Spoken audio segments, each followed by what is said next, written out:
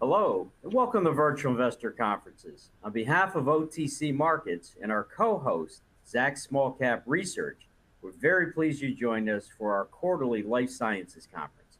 Our first presentation of the second day of the event is from CSL. Please note you may submit questions for the presenter in the box to the left of the slides. You can also view a company's availability for one-on-one meetings by clicking Book Meeting in the top toolbar. At this point, I'm very pleased to welcome Bernard Ronke. He's the Director of Investor Relations of CSL, which trades on the OTCQX Best Market under the symbol CSLLY and on the ASX under the symbol CSL. Welcome, Bernard. Thank you, John, and good evening or good morning, everyone. As John said, I'm Bernard Ronke, the Director of Investor Relations for CSL Limited. CSL is a global biotech company that is headquartered down in Melbourne, Australia, which I will talk to you about shortly. I've been at CSL for nearly 10 years, and I'm pleased to be able to present to you today, and I thank you for your interest. Before I begin, I draw your attention to the disclaimer up on the screen now. This relates to the information provided throughout the presentation today. So a little bit about CSL. CSL began more than a century ago as the Commonwealth Serum Laboratories under the Australian government. Today, CSL is a global biotech company that develops and delivers innovative medicine that help people with serious and life-threatening conditions live full lives and protect the health of communities around the world. We have market-leading positions in large and growing markets. As you can see on the slide, we are either number one or number two in the major sectors that we operate in. CSL was privatised and listed on the Australian Securities Exchange in 1994, and since then we have achieved a great deal as a public company. We currently provide life-saving products to patients in more than 100 countries and employ around 32,000 people globally. Around 2,000 of these people are scientists in our research and development team, where we have an annual spend of over $1 billion a year to develop our pipeline of new and innovative products. We have also spent over $5 billion in capital expenditure over the last 5 years to expand our capacity to meet the expected future demand for our medicines. So what does CSL do? At CSL, as I said, we're a global biotech company with a dynamic portfolio of life-saving medicines. We comprise of 3 business units. There's CSL Behring, which develops and delivers innovative therapies for people living with rare and serious diseases across a range of therapeutic areas. As you can see, this is the real growth engine of the business, accounting for over 70% of our revenue in the 2024 financial year. In order to produce many of these therapies, we rely on human plasma. At CSL Plasma, we operate one of the world's largest and most sophisticated plasma collection networks with nearly 350 collection centres, predominantly in the US and Europe. As one of the largest influenza vaccine providers in the world, CSL Seqirus is a major contributor to the prevention of influenza globally and a leading partner in pandemic preparedness. We also have been a partner of choice for governments around the world in mitigating the risk of avian influenza. And thirdly, we have CSL Vifor, a global partner of choice for innovative leading therapies in iron deficiency and nephrology. I'll quickly go through our strategy. CSL is a company that operates with a long-term mindset. Our strategy in its current form was devised in 2019 and is up on the screen now. At the heart of our organisation are our people and culture, our values, and our commitment to patients and public health. We have 5 key areas of our strategy. It really starts with focus. I've said before that in the biotech industry, it's easy to get distracted. CSL has typically been very deliberate about targeting areas where we know we can develop a competitive advantage. Innovation has also been vital to our success so far and will continue to underpin CSL's future. Our work in hereditary angioedema is a great example of this. We have been improving on our offering to patients for 15 years and are in the process of launching a new product called Andembry, which is an Australian homegrown monoclonal antibody, which we believe will become the standard of care for those suffering from HAE. We know that to remain a top-tier company, we need to focus not only on reliability, but maximising efficiency. This manifests through technology and continuous improvement and reinvesting in our business. I'll talk a little bit more about this shortly. For the sustainable growth of the enterprise, we are committed to serving our populations with the best available therapies across our strategic scientific platforms, which I'll also talk to shortly. And finally, we are progressing on our digitisation journey, and we are very focused on simplifying our technology platforms, leveraging digital technology, including generative AI where it makes sense. As I said, CSL was listed on the ASX in 1994, and since then we have been on a consistent growth trajectory enabled by this strategy that I just talked about. This is a very strong track record, but we realise that this type of performance won't be afforded to us in the future if we don't work hard and make the right strategic and capital allocation decisions today. We have leading positions in large global markets with significant unmet need. This, along with the investments we have made into our business, underpins our confidence that we are well positioned for long-term growth. In terms of our global presence, as you can see on this slide, on the bearing slide of the side of the business, we have large modern manufacturing plants in Switzerland, Australia, the United States, and Germany. For our other businesses, so for Seqirus, our facilities are located in the UK, North Carolina in the United States, and also in Australia. In Melbourne, we are in the process of transitioning from our Parkville site, which has been operating for over 100 years, to our new state-of-the-art facility at Tullamarine, which is just near the Melbourne airport. This will be operational in the coming year. So as you can see, we have a truly global operational footprint, and this has been a big focus for a lot of our investors and shareholders in light of President Trump's recent tariff announcements. I'll just quickly touch on that. This, of course, is a very fluid situation, but I'd like to make a few comments as we've been getting a lot of questions from investors of late. So there's been a Section 232 investigation into potential tariffs on pharmaceutical products. We are openly participating in this consultation, but I want to share a few important points in relation to tariffs with you. Firstly, patients around the world rely on our essential products to live or maintain their quality of life. Any impediment to this is harmful to public health. CSL employs more than 19,000 people across 44 US states, about 60% of our global workforce. Over the past 7 years alone, we have invested more than $3 billion across our US manufacturing, plasma collection, and corporate operations. For CSL Behring, all the plasma products that we produce for US patients are derived from plasma that is sourced within the US, and this is where the majority of our value creation occurs. We believe this is consistent with the US administration's policy objectives and should preclude these products from being subject to any future potential tariffs on the pharmaceutical sector. But of course, we can't say this with complete certainty at this stage. For Seqirus, it operates a manufacturing plant in Holly Springs, North Carolina, which makes the majority of our vaccines for the US market.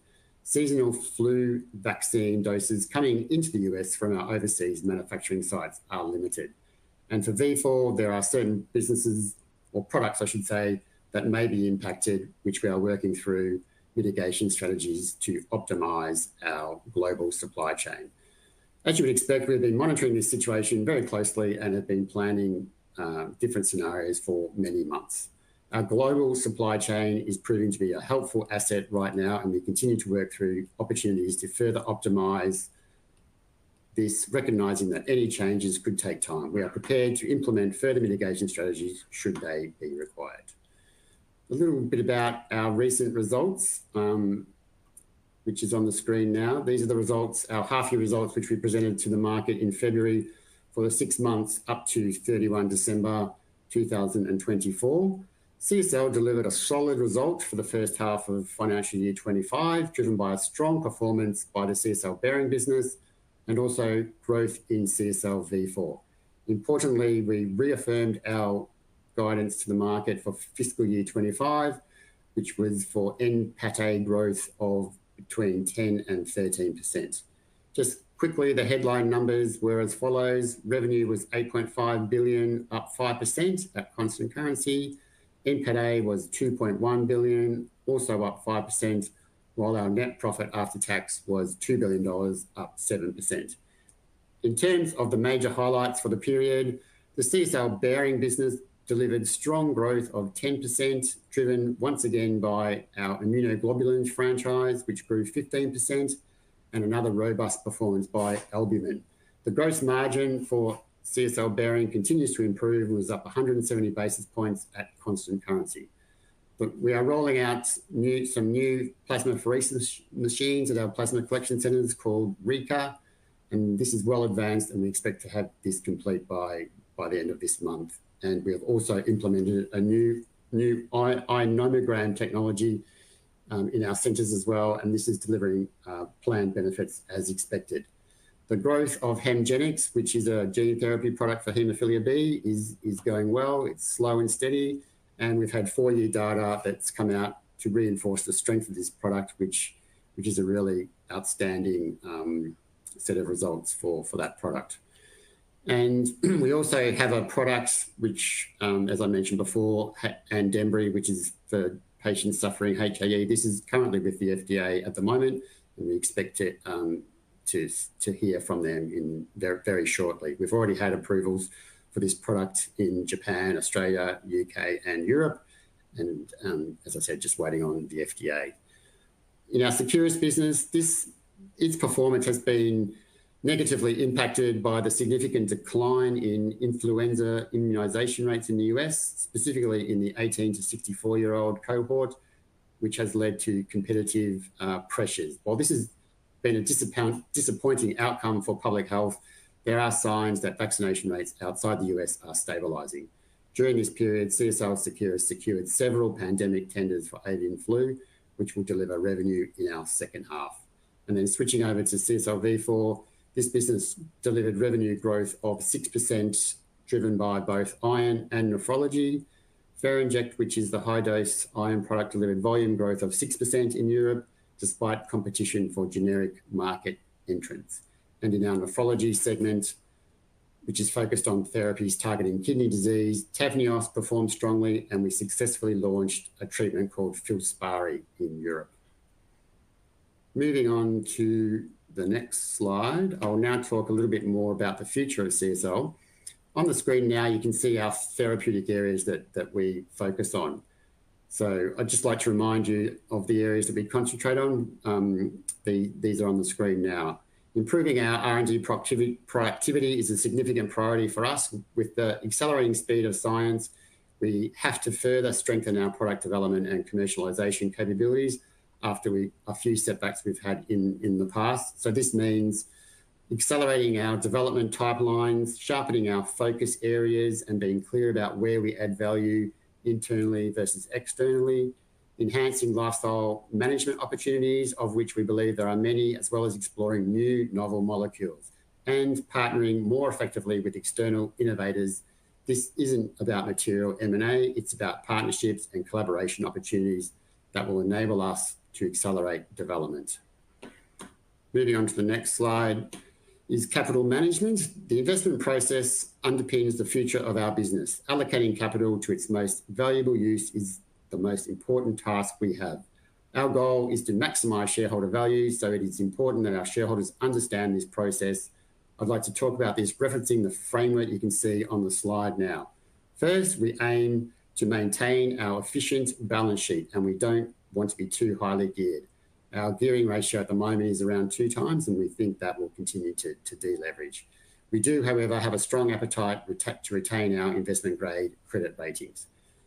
A few years ago, we made a significant investment in acquiring the Vifor pharma business, and we see great potential for this business, which fits in well with our ambition to deliver enduring patient impact, addressing high areas of unmet medical need.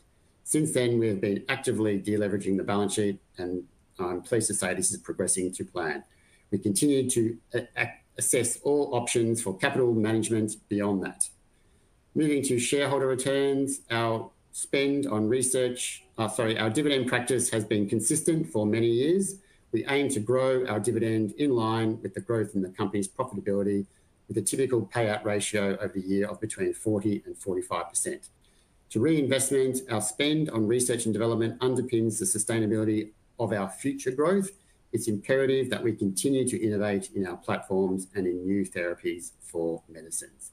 And our capital expenditure is, of course, another way to invest back into the business, increasing capacity to support sales, building new capabilities to support production of new products, as well as directing maintenance CapEx to our existing sites. And finally, cost control is an important part of this discussion as well. We must drive greater efficiencies across the organisation, and we are in the process of reviewing a range of initiatives.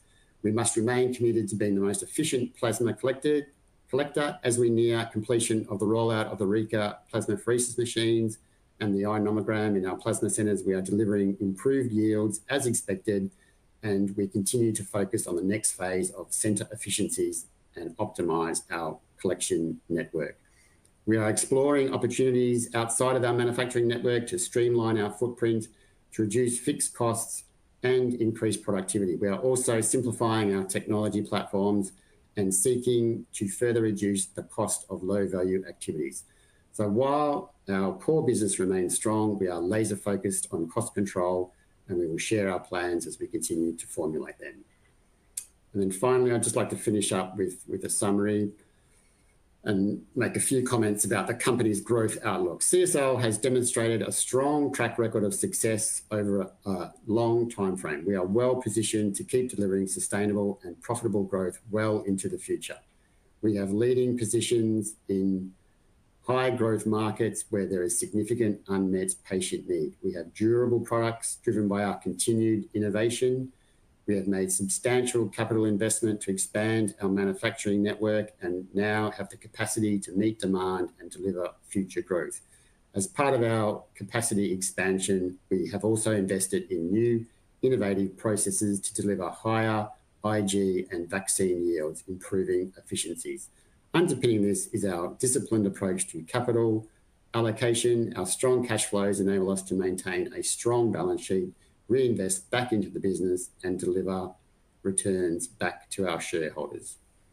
And with that, I will conclude my presentation and happy to take your questions. And there's been a couple that have come through already. The first one, what is your dividend policy and do you have an active buyback plan? We don't have a formal dividend policy as such, but as I mentioned in the presentation, we aim to deliver or return around 40 to 45% of our profits to shareholders and then reinvest the rest back into the business either through R&D, CapEx, etc. So yeah, around 40 to 45% of our profit is paid in the form of dividends. And then the next question is, can you discuss the prospect for your avian flu vaccine and US government award? So as I said in my presentation, we have been successful in securing a number of avian flu contracts for governments around the world. We have won about 90% of the contracts on the market, and most of this revenue will be delivered in the second half of our financial year 25, so in the 6 months just finishing now. I mean, avian flu is still around, so we may see some more contracts in the future, and we are well placed if that does happen. Obviously, we don't want a pandemic, but as I said, we are well placed to secure more contracts if that is the case. Another question, can you speak to your growth drivers over the next several years? So there's organic growth within the business. So we think there's still, large growth potential in all our business, particularly the bearing business. Demand for our products is growing at sort of high single digits, our plasma products, underpinned by the growth in our immunoglobulins. And so we see good medium-term growth in that business. And even though I mentioned that Seqirus, which is our vaccines business, has had a difficult time of late, we do think that vaccination rates will recover. It's a cyclical business. We think they will recover over time. And And Seqirus has a really good portfolio of influenza products, namely the cell-based product, and we have a adjuvanted product which we call Fluad. And so, they're really good products, and we think once vaccination rates pick up, we're in a strong position to continue to grow that business. And with V4, our other business, there's really good potential for the iron product. When we took over V4, they were only sort of selling into 20 or 30 countries, whereas the CSL footprint, we sell into over 100 countries. So there's good opportunity to expand the iron portfolio. We've recently launched in China and Canada as well. So we think there's some other good markets for iron. And then for nephrology, we also think there's good growth in the renal business. As I said, we've launched a couple of products recently that have been growing strongly. Another question, has CSL been active in M&A? CSL hasn't really been an acquisitive company. We've made, in the early 2000s, if I give you a bit of background, CSL, as I said, was spun out of the Australian government in the 90s, and we made a couple of large acquisitions in the early 2000s. Adventus Bearing was one, and we also made an acquisition in Switzerland, and that really kind of set the company up to what it is today. Since then, we've made a couple of acquisitions. We bought some flu assets from Novartis in 2015, and that became the CSL Seqirus business. And then in 2022, we bought CSL V4 in Switzerland. So whilst I say we haven't been that acquisitive, we have made a few acquisitions over the years. We're still bedding down the V4 acquisition. It's been 2 years now, so we don't have any appetite in the sort of near term for any material M&A transactions. We may look to do some smaller business development deals, like buying in some R&D assets, licensing some products, perhaps where we have some gaps in our pipeline. So that's kind of the strategy at the moment. I think that's all the questions that I have for now. If there are any others, feel free to put them in the chat.